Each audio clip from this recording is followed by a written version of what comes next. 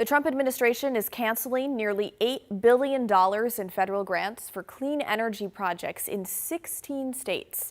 16 states that, incidentally, voted Democrat in the last election. That includes Oregon and Washington, and one of the biggest cuts, $1 billion aimed at building a hub in the Northwest for clean hydrogen. That hub was meant to be one of 7 across the country, announced under the Biden administration. The Pacific Northwest won the grant over nearly 80 competitors from other states and regions. Now, once completed, it would produce and deliver fuel made from hydrogen, which burns cleaner than fossil fuels. It also would have provided about 10,000 jobs across the region, according to the organization in charge of the hub. Construction had not yet begun, and it was years away from being finished. But now the entire project is up in the air. So now what we have to do is try to determine what could some of these projects still go forward. And there's no way to sugarcoat the fact that it certainly is a gut punch for a project to learn overnight that they've lost a significant amount of funding that was guaranteed to them for their investment. And keep in mind, some of these projects are spending hundreds of millions, if not over $1 billion of their own capital, with just a little bit of private federal money that was going to help that project. So we are having to determine, can these projects still go forward? Do the economics work for these projects any longer? And it's unclear.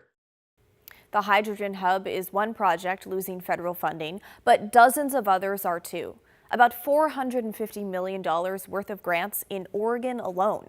$250 million was slated to go to Warm Springs Power, about $58 million to Portland General Electric, $25 million to Daimler, $1.7 million to the city of Portland, and millions going to other organizations and companies. 19 projects altogether. Washington State is also losing millions.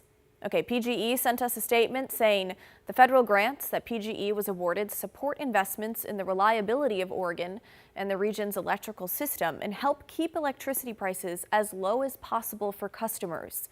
These grants also support America's economic prosperity and security with a reliable power and resilient grid and enhanced infrastructure that are essential to the administration's priority of leading in global technology. We are evaluating options, including appeals. Meredith Connolly with Climate Solutions, that's a climate policy nonprofit, says some of the projects were already underway and that ratepayers, okay, so you and me, may be the ones who have to pay to finish them.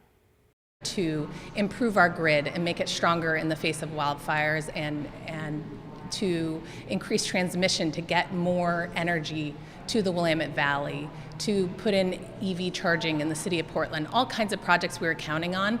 And those things still have to happen. We have load growth happening, we have demand rising for energy, and the cheapest, most affordable, and fastest way to reach it is with clean energy.